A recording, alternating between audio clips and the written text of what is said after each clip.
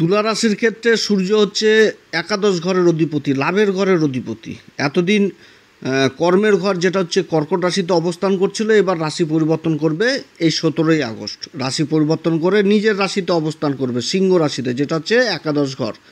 এবং এইখানে কিন্তু 16ই সেপ্টেম্বর পর্যন্ত থাকবে।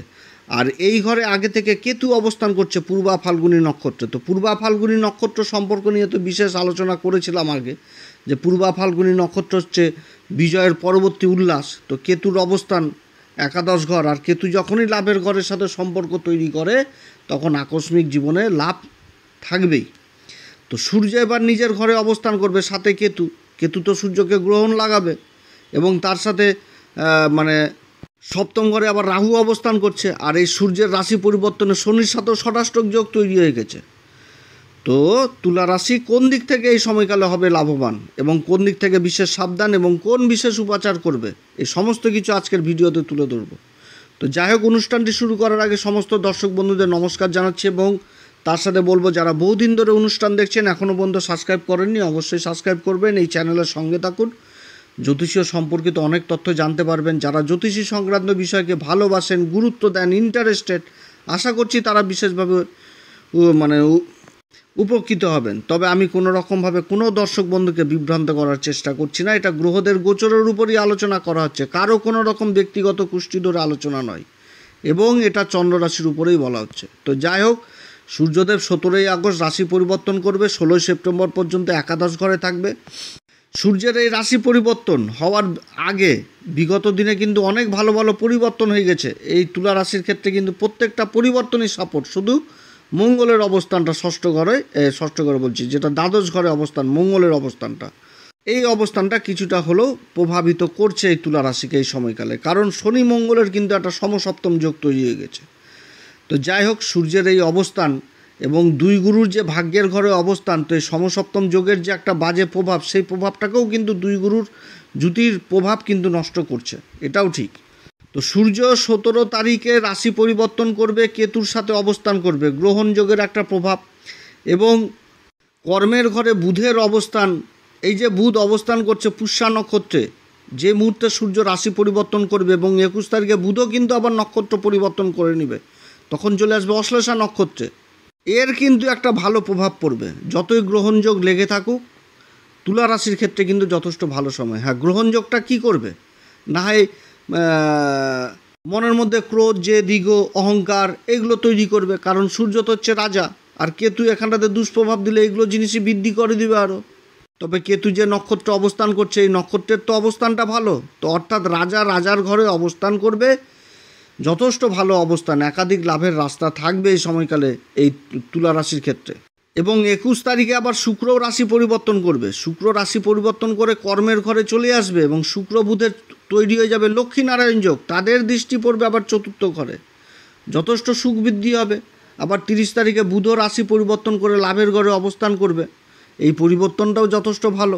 আবার দেবগুরু বৃহস্পতি ধর্মের ঘরে, নবম ঘরে অবস্থান করছে, রাশির উপর দৃষ্টি থাকছে, তাহলে এই পরিবর্তনটাও ভালো, যথেষ্ট ভালো অবস্থান, গ্রহের অবস্থান। কারণ দেবগুরু বৃহস্পতির পঞ্চম দৃষ্টি থাকছে রাশির উপরে, সপ্তম দৃষ্টি দিয়ে নিজের মূল ত্রিকোণ রাশিকে দেখছে, সেরকম আবার নবম দৃষ্টি দিয়ে শনিরও মূল ত্রিকোণ রাশিকে দেখছে, কুম্ভ রাশিকে।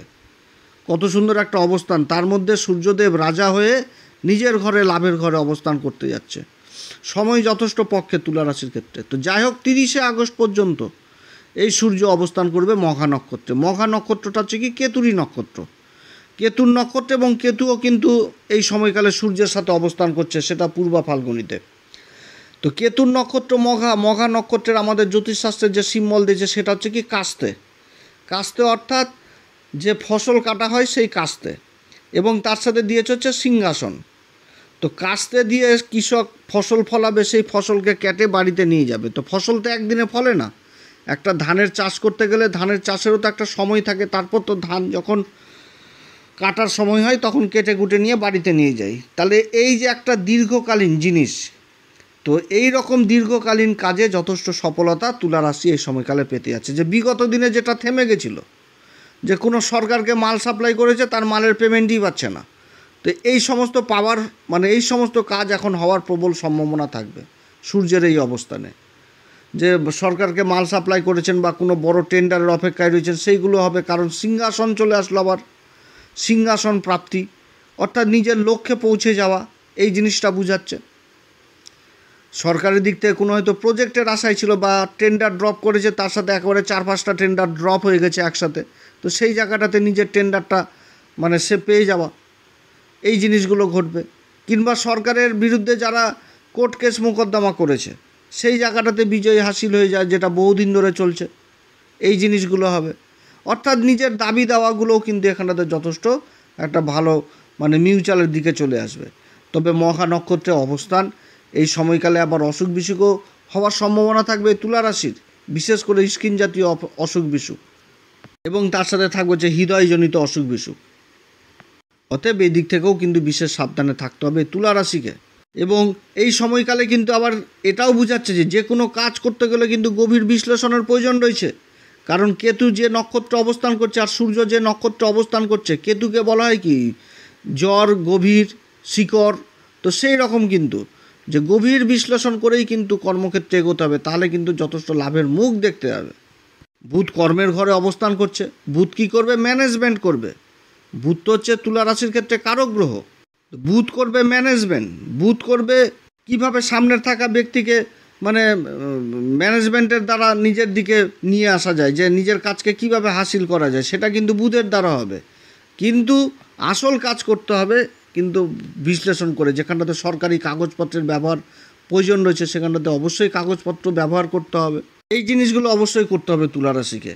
এরপরে 31শে আগস্ট থেকে এই সূর্য আবার নক্ষত্র পরিবর্তন করে নেবে, চলে আসবে পূর্বা ফাল্গুনী নক্ষত্রে। তো পূর্বা ফাল্গুনী নক্ষত্র কার? শুক্রের দেবেরই নক্ষত্র। শুক্রদেবের নক্ষত্রে অবস্থান করবে সূর্যদেব। তো শুক্র হচ্ছে রাশির অধিপতি, তার নক্ষত্রে লাভের ঘরের অধিপতির অবস্থান। এই অবস্থানটাও যথেষ্ট ভালো হবে, যতই সম্পর্ক খারাপ থাকুক। শুক্র এমন একটা জিনিস, প্রত্যেকেরই শুক্রের প্রয়োজন। শুক্র হচ্ছে কি সুখ সমৃদ্ধির কারক। তো সুখ কে চায় না? যার জন্য শুক্র আমাদের জ্যোতিষশাস্ত্রের শুক্রকে এমনভাবে ভাগ করে দিয়েছে যে প্রত্যেকটা রাশির ক্ষেত্রেই কিন্তু মালব্য পঞ্চমহাপুরুষ রাজ্য পড়ে। যে শুক্রকে এমনভাবে ভাগ করে দিয়েছে যে নাও, যে শুক্র এবার তোমাদের জন্মকুষ্ঠিতে কেমন থাকবে, শুক্র সবার জন্য থাকলো। যার জন্মকুষ্ঠিতে যেরকমভাবে যে রাশিতে যেভাবে অবস্থান করবে শুক্র, সেই রকম সুখ লাভ করবে। তো রাজা সুখ লাভ করবে না এটা তো হয় না। রাজা যখনই শুক্রের এই নক্ষত্রে আসবে তখন যথেষ্ট সুখ লাভ করবে। তো পূর্বা ফাল্গুনী নক্ষত্র হচ্ছে কি সেই জিনিসটা, যে বিজয়ের পরবর্তী উল্লাস। তো কোনো জায়গায় আগেকার দিনে রাজারা যখন জয় লাভ করতো তখন কি হতো, যে তাদের জয়লাভের পর যে একটা উল্লাস, একটা আনন্দ, সেটা কিন্তু হতো কি রং খেলার মাধ্যমে। হোলি রং খেলা, পরিবেশ কিন্তু রং বেরঙের সেজে উঠতো। তো সেটাই হচ্ছে পূর্বা ফাল্গুনী নক্ষত্র। তো এই নক্ষত্রে অবস্থান করা মানে একটা বিজয় হাসিল করা, তারপরে যে একটা উল্লাস আনন্দ, সেটাই কিন্তু বুঝাচ্ছে।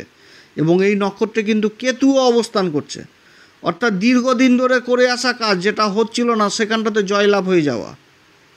এটা কোর্ট কেস মোকদ্দমাও হতে পারে, এটা সরকারের বিরুদ্ধে কোনো বিল পেয়ে যাওয়া হতে পারে, যে বিলগুলো হয়তো পেন্ডিং ছিল, হচ্ছিল না, সময় পার হয়ে যায় তাও হাতে পাওয়া যায় না, এগুলো হওয়ার সম্ভাবনা থাকছে তুলা রাশির।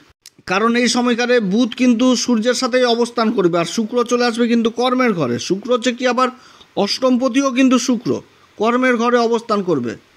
তো এই জিনিসগুলো বোঝাচ্ছে যে আকস্মিক অর্থলাভ, যাদের পেনশন হচ্ছে না বা যাদের গ্র্যাচুইটির টাকা সরকারের ঘরে পড়ে রয়েছে বা কোনো ইন্স্যুরেন্স ক্লেম পড়ে রয়েছে, আকস্মিকভাবে সেটা কিন্তু হয়ে যাওয়ার প্রবল সম্ভাবনা থাকছে।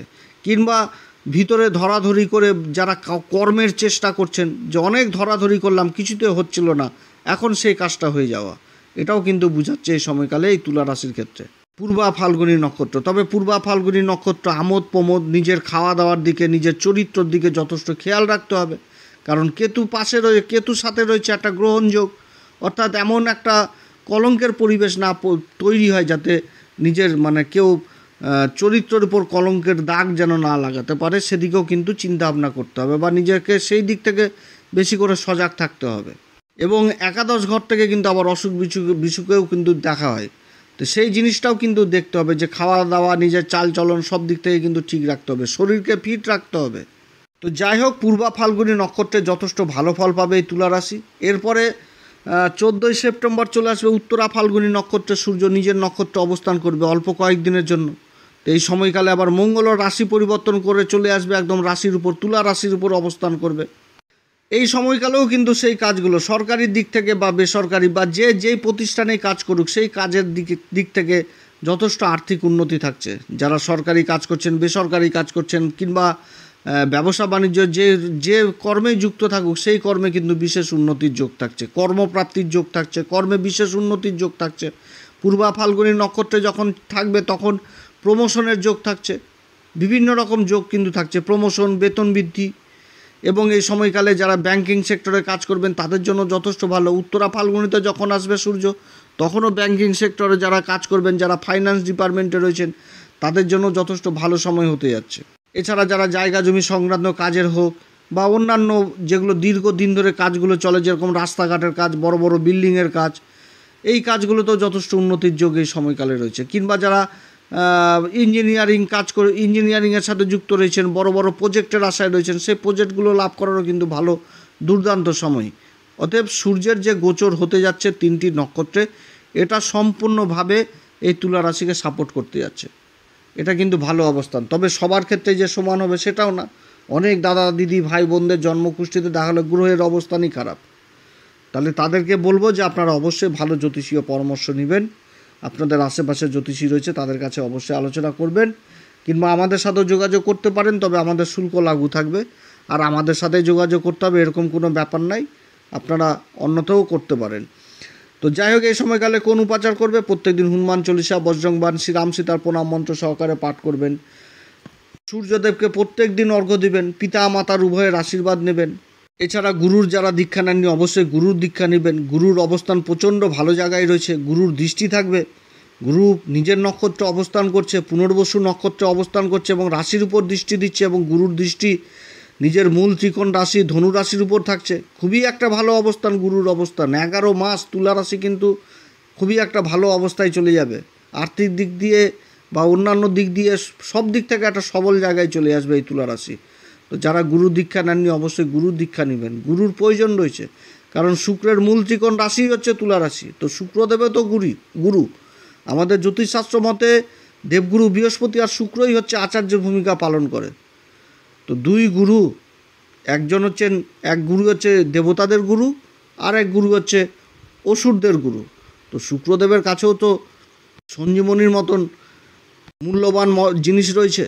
তো যাই হোক, অনেক ধন্যবাদ আপনাদের সবাইকে। এরপরে আবার আসবে একটি নতুন পর্ব নিয়ে।